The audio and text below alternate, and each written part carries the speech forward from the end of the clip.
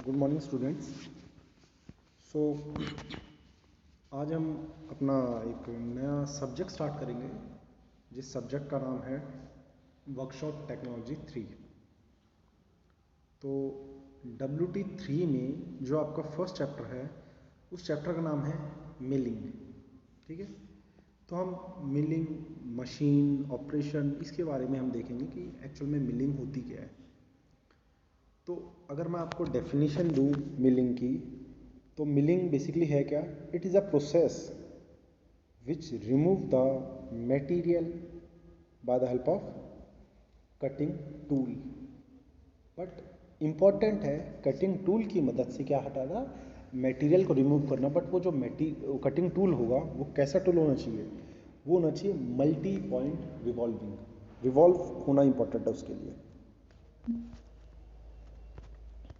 ये देखिए, मान लेते हैं ये हमारा कोई वर्क पीस है, सर्कुलर है। ठीक है, मैंने एक व्यू दिया आपको, और अगर मैं इसको ये टूल इस पॉइंट पे टच करूँ, यहाँ, तो जब मशीनिंग होगी तो यहाँ से ये मटेरियल इसका रिमूव हो जाएगा, ये वाला हिस्सा। ठीक है, इसमें आपका वर्क पीस रोटेट कर रहा है। ठीक है, ये जो ऑपरेशन होता है इसको हम टर्निंग ऑपरेशन बोलते हैं, जिसमें आपका सिंगल पॉइंट है और वर्क पीस रोटेट कर रहा है। बट अगर मैं यहाँ सिंगल पॉइंट को हटा के एक मल्टी पॉइंट कटर ले लेता हूँ। मल्टी पॉइंट का अगर आपको पता हो, वर्कशॉप 2 में पढ़ा है आपने कि ऐसा टूल जिसका एक से ज़्यादा टीथ हो, कटिंग टीथ हो, उसे बोलते हैं मल्टी पॉइंट। एक बेसिक व्यू मैंने यहाँ बता दिया मल्टी पॉइंट का। अगर मैं इस मल्टी पॉइंट कटिंग टूल के साथ कोई वर्क पीस को पास कराऊँ, तो अगर ये इसके कॉन्टैक्ट में आएगा तो होगा क्या, ये वो एरिया काटता रहेगा जो एरिया किसके कांटेक्ट में आएगा, इस टूल के कांटेक्ट में। और ये वर्क पीस जब मुझे बाहर मिलेगा तो मिलने के बाद मेरे को कितना ये शेप मिलेगी, क्योंकि इसके ऊपर का सारा मटेरियल कैसे हो जाएगा, सारा का सारा मटेरियल निकल जाएगा। तो ऐसा ऑपरेशन जिसमें मटेरियल को हम रिमूव करते हैं by the action of multi point cutting tool. Okay, और जो मल्टी पॉइंट कटिंग टूल है वो कैसा क्या होना चाहिए, रिवॉल्व होना चाहिए। ठीक है, तो कुछ इंपॉर्टेंट चीज़ है कि मिलिंग के लिए इंपॉर्टेंट है एक तो मल्टी पॉइंट कटिंग टूल हो, प्लस में वो रिवॉल्व भी करे। इसकी एक बेसिक फिगर मैं आपको दिखाता हूँ जो आपको अपने पेपर में हमेशा बनानी है, जो कि है ये देखिए, ये फिगर, ये वर्क पीस है। अब देखिए ना, ये कटर है, कितने इसके टीथ है, मल्टी पॉइंट है। तो ये कटर जब घूमेगा और इस वर्कपीस के ऊपर, तो देख रहे हो वर्कपीस ने मटेरियल को रिमूव कर दिया है। तो ये जो मटेरियल रिमूवल प्रोसेस है,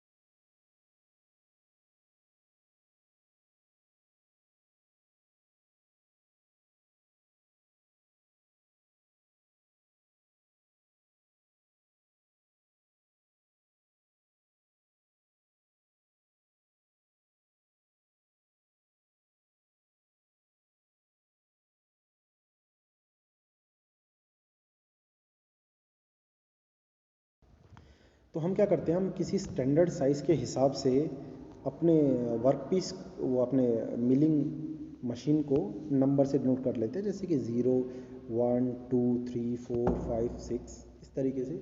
तो मान लेते हैं लाइक 0 बोला तो 0 ऐसा है मिलिंग जिसके अंदर जहाँ हम छोटे वर्कपीस को क्या कर सकते हैं, मिलिंग ऑपरेशन कर सकते हैं। ठीक है, 2 3 4 ये डिपेंड करते हैं मशीन को हम डिफरेंट पॉइंट पे हमने क्या कर दिया है, स्पेसिफाइड कर दिया है। नेक्स्ट है working principle of milling machine.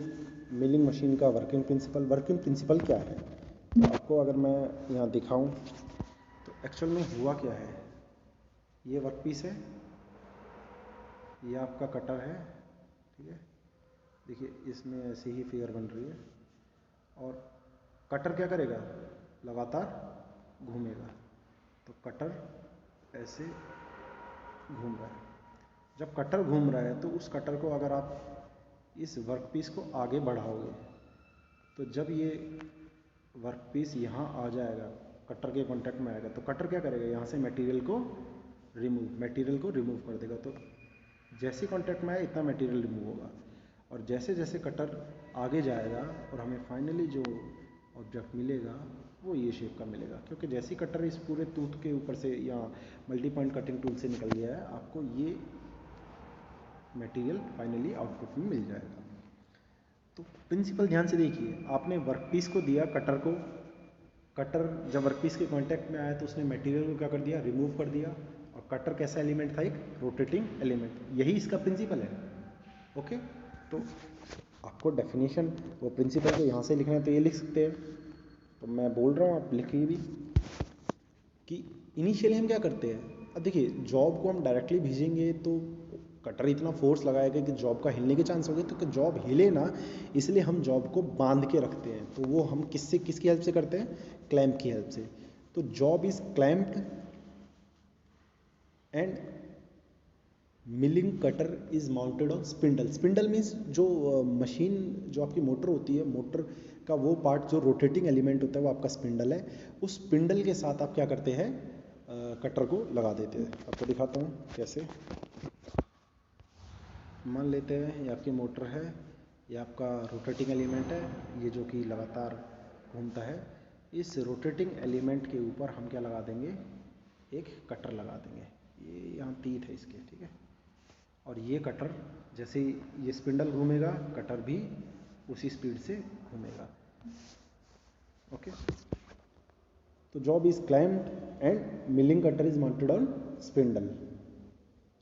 Next, cutter is revolved at a high speed and workpiece is feed slowly। Workpiece को हम धीरे धीरे आगे देते हैं। Workpiece is feed slowly as the cutter and workpiece came in contact, material get removed from the workpiece। material get removed from the workpiece। Okay, last में आप ये फिगर बना सकते हैं कि हमने क्या किया है कि वर्कपीस को होल्ड कर दिया है by the help of clamp. Spindle के साथ हमने कटर को मूव करा है, कटर बहुत हाई स्पीड से मूव कर रहा है, वर्कपीस को हम बहुत स्लो स्पीड से फीड करवा रहे हैं। और जब ये दोनों आपस में कांटेक्ट में आता है तो जो सिंगल पॉइंट कटिंग टूल है वो वहाँ से मटेरियल रिमूव करेगा और मटेरियल वहाँ से रिमूव हो जाएगा। तो ये प्रोसेस को हम क्या बोलते हैं, मिलिंग प्रोसेस। ओके, नेक्स्ट, जो ये मिलिंग प्रोसेस है ये डिफरेंट मशीन्स में हमें मिलते हैं। इसकी मिलिंग के डिफरेंट मशीन्स है। तो यहाँ डिफरेंट टाइप की जो मशीन्स आपको दे रखी है, देखिए कौन सी है। Column and knee type milling machine, fixed bed और manufacturing type milling machine, planer type milling machine, production milling machine, special purpose milling machine. ठीक है, ये मिलिंग मशीन के टाइप है। ओके, तो जैसे कि पहला है आपका column and knee type milling machine. तो कॉलम और नी टाइप मीन्स हम वो जो हमारा टूल है वो कॉलम पे रखेंगे और नी मीन्स नीचे की तरफ आपका क्या होगा, वर्कपीस होगा। एक इसका बेसिक एग्जांपल अगर मैं बनाऊं, ठीक है, ये लिया स्पिंडल और ये हमने लगा दिया कटर। ये कटर ऐसे घूम रहा है, ये डायरेक्शन है इसकी, कटर रोटेट करेगा। अगर मैं ये वर्कपीस को यहाँ रख दूँ, ठीक है, और बाद में कटर को मैं नीचे की तरफ लेके आऊँ धीरे मूव करने पर और इसको वर्कपीस को प्रोवाइड करूँ, तो ये कटर क्या करेगा, उसके ऊपर का मटेरियल को रिमूव कर देगा। तो ये जो ये जो इसकी शेप है, ये हमने कौन सी शेप दी है, ये इसको वर्टिकल। ठीक है, मैं इसको यही शेप भी दे सकता था अगर मैं इसको इस डायरेक्शन में लगा देता तो ये आपका वर्टिकल। ठीक है, तो देखिए कितने टाइप के, horizontal milling machine, vertical milling machine, universal milling machine, ram type milling machine. तो ये जो इनको नाम दिए गए हैं हॉरिजॉन्टल, क्योंकि ये हॉरिजॉन्टली ही मशीनिंग करती है। हॉरिजॉन्टल दो डायरेक्शन होती है ना आपकी, एक आपकी ये वर्टिकल डायरेक्शन, ये हॉरिजॉन्टल डायरेक्शन और ये वर्टिकल डायरेक्शन। अगर टूल ऐसे रखा हुआ हो, ये अगर टूल को ऐसे रख दिया हो तो वो हॉरिजॉन्टल मशीन कहलाएगी, और अगर टूल को मैं ऐसे रख दूंगा, उसी टूल को उठा के सीधा हमने डायरेक्शन ये दे दी, तो ये वाला टूल कैसा हो जाएगा, वर्टिकल मिलिंग टूल। ओके, इसके बारे में हम आगे देखेंगे। तो जस्ट सिर्फ आप इतना देखिए कि अब तक हमने किया क्या है कि मिलिंग प्रोसेस कौन सा होता है कि जहाँ मल्टी पॉइंट कटिंग टूल से मटेरियल को रिमूव करते हैं, और मिलिंग मशीन्स होती है डिफरेंट डिफरेंट, तो उनको हम स्पेसिफाइड कर दिया जस्ट एक नंबर से 0 1 2 3 4 5 6। और मिलिंग का प्रिंसिपल सिद्धांत क्या था वो हमने पढ़ा, और ये देखिए आप फोर्थ फिगर देख रहे हैं। और मिलिंग डिफरेंट डिफरेंट मशीन है, मिलिंग मशीन। तो ये जो मिलिंग मशीन है वो आपका, जिसमें हमने डिफरेंट टाइप पढ़े, उसमें कॉलम और नी टाइप, और कॉलम एंड नी टाइप में हॉरिजॉन्टल मिलिंग मशीन है, वर्टिकल मिलिंग मशीन है, यूनिवर्सल मिलिंग मशीन है, और RAM type universal milling machine है। ओके, तो हम आगे देखेंगे कि ये सब क्या है, बट उससे पहले जस्ट हम बेसिक देख लेते हैं। अगला है कि जो मिलिंग मशीन है उसकी एसेसरीज़ क्या है, कौन कौन सी एसेसरीज़ हम उसमें लगाते हैं। तो आपको जो मैं बोलूँगा सिर्फ उतना लिखना आप, बाकी सब लिखने की कोई ज़रूरत नहीं है। तो पहली एसेसरीज़, तो इसमें एसेसरी है आर्बर। देखिए आर्बर, अब सवाल है आर्बर होता क्या है। देखिए कटर है, कटर को हमने स्पिंडल पे लगाते हैं। अब हमने कटर को स्पिंडल पे लगा दिया, तो स्पिंडल से उस कटर को होल्ड करने के लिए भी तो कुछ चाहिए, लाइक ये आपकी स्पिंडल है, हमने कटर को लगा दिया, कटर को होल्ड करने के लिए भी तो हमें कुछ चाहिए। एक सेकेंड,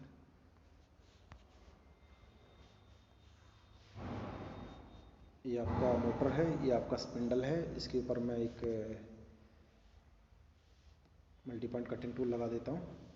अब जब मैंने इसके ऊपर ये मल्टी पॉइंट कटिंग टूल लगाया, तो ये इसके ऊपर रोटेट करेगा, तो इसको होल्ड करने के लिए हमें किस चीज़ की ज़रूरत पड़ती है, उसे बोलते हैं हम आर्बर। ओके, तो आर्बर क्या होता है, इट इज़ अ कटिंग या कटर होल्डिंग डिवाइस।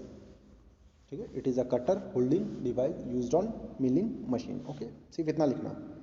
और इसकी जो फिगर है वो ये रही, देखिए ये आपका होता है आर्बर, ये आर्बर की फिगर है।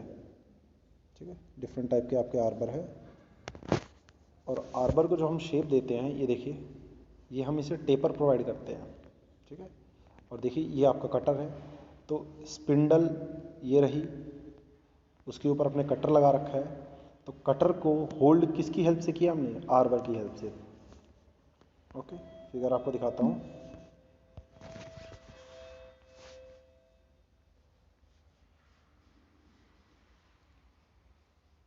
फिगर में एक बेसिक फिगर ये है, ये आर्बर है, और इसके ऊपर हमने यहाँ कटिंग टूल लगा दिया। अभी कटिंग टूल इसके ऊपर फिक्स हो जाएगा, जिससे कि आपका कटिंग टूल जब हम मशीनिंग करेंगे तो उस समय निकल के ना गिर जाए।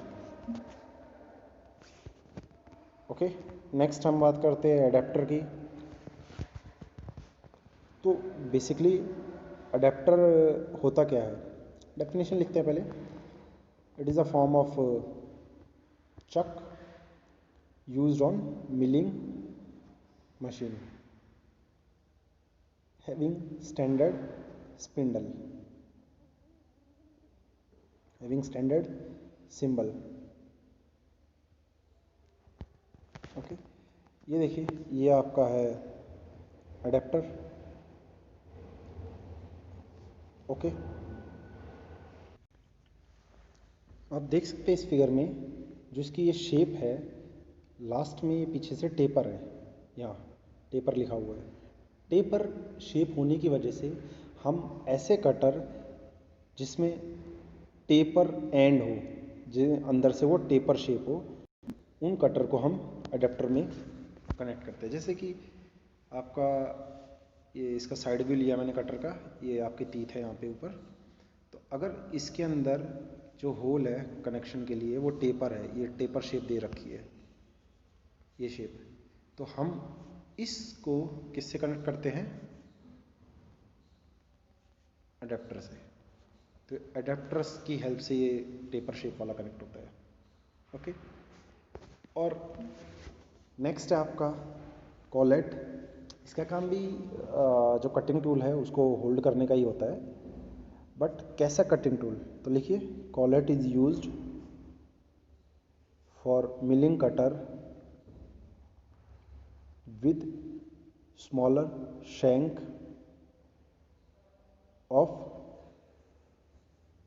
spindle taper। जिसका शैंक क्या हो, बहुत छोटा, तो जिसका स्मॉलर शैंक हो वहाँ हम ये यूज़ करते हैं। ओके, जिसको बोलते हैं हम कॉलेट। लास्ट है आपका वाइज। वाइज क्या होता है? किसी भी जॉब को क्लैम करने के लिए, जॉब को बांधने के लिए, जॉब मीन्स वर्क पीस को बांधने के लिए यूज़ करते हैं, होल्डिंग डिवाइस है। लास्ट है आपका circular table. Circular table basically क्यों यूज़ करते हैं? आपको कोई ऑब्जेक्ट को अलग अलग डायरेक्शन में या अलग अलग साइड से आपको इसमें मिलिंग करनी हो, तो ये आपकी सर्कुलर टेबल है, जो कि आपकी 360 डिग्री में आप क्या करवा सकते हो, उसे रोटेट करवा सकते हो। और इसके ऊपर हम टेबल के ऊपर क्या रखते हैं? वर्क पीस रखते हैं। और जैसे ही वर्क पीस ये घूमेगा तो वर्क पीस भी घूमेगा, और वर्क पीस की हर डायरेक्शन में हम क्या कर सकते हैं? मिलिंग ऑपरेशन कर सकते हैं। ओके, तो डेफिनेशन अगर आपको लिखनी हो तो यहाँ से देख के लिख सकते हैं, अदरवाइज मैं आपको बोल देता हूँ डेफिनेशन। इट इज़ अ वो सॉरी एक लेने हैं। It is used for providing continuous rotary motion to a job for milling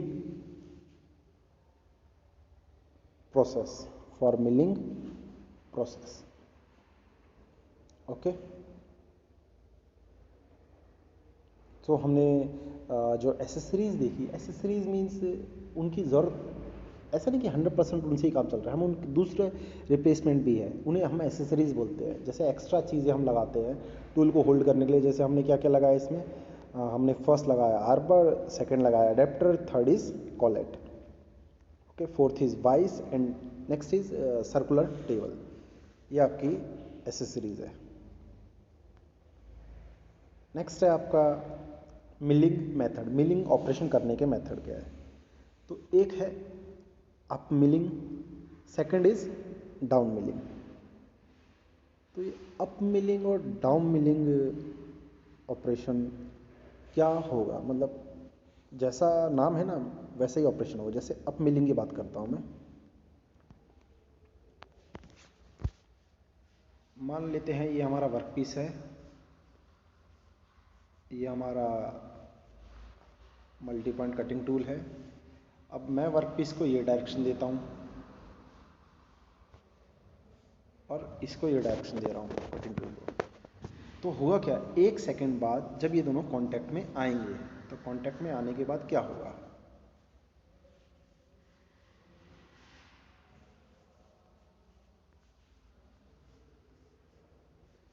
ये यहाँ से मटेरियल को हटाता रहेगा, मटेरियल यहाँ से रिमूव होगा, और जैसे जैसे मटेरियल रिमूव होगा आपका मशीनिंग ऑपरेशन होना स्टार्ट हो जाएगा।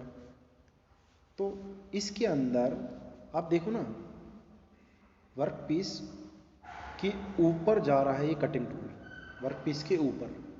इसी वजह से हम इसको कौन सा ऑपरेशन बोलते हैं? अप मिलिंग ऑपरेशन, क्योंकि वर्क पीस के ऊपर जा रहा है आपका कटिंग टूल। तो डेफिनेशन अगर आप देना चाहो in up milling operation, the direction of cutting tool is opposite to the direction of work piece. ठीक है, अब इसका रोटेशन यही होगा। नेक्स्ट हम डाउन मिलिंग की बात करते हैं।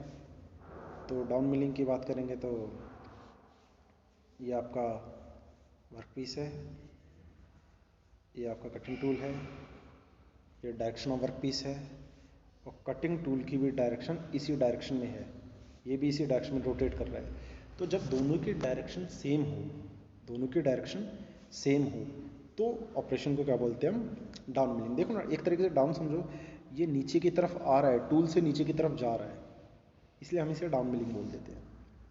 तो अगर मैं दोनों ऑपरेशन को दिखाऊं तो ध्यान से देखना। ये कटिंग टूल है, तो ये डायरेक्शन है किसकी, वर्क पीस की, और ये डायरेक्शन किसकी है, कटिंग की। तो दोनों की डायरेक्शन क्या है, अपोजिट। अगर मैं ये वर्क पीस को डायरेक्शन ये दूं और यही डायरेक्शन में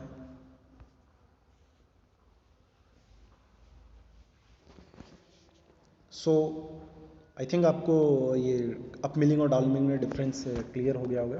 आप यहाँ देख सकते हैं, फिगर देखिए, डायरेक्शन यहाँ भी इन्होंने उल्टी दे रखी है, वर्क पीस की डायरेक्शन आगे, कटर की डायरेक्शन जो सर्कुलर है वो पीछे, यहाँ दोनों की डायरेक्शन सेम है। तो जब डायरेक्शन अपोजिट होती है तो उसे हम अप मिलिंग बोलेंगे, और डायरेक्शन अगर सेम हुई तो डाउन मिलिंग। ओके, डेफिनेशन आपके ऊपर है, डेफिनेशन मैं आपको एक बोल भी देता हूँ।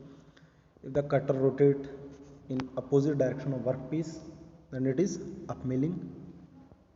Down milling में लिखना, the cutter rotate in the same direction of workpiece is called down milling.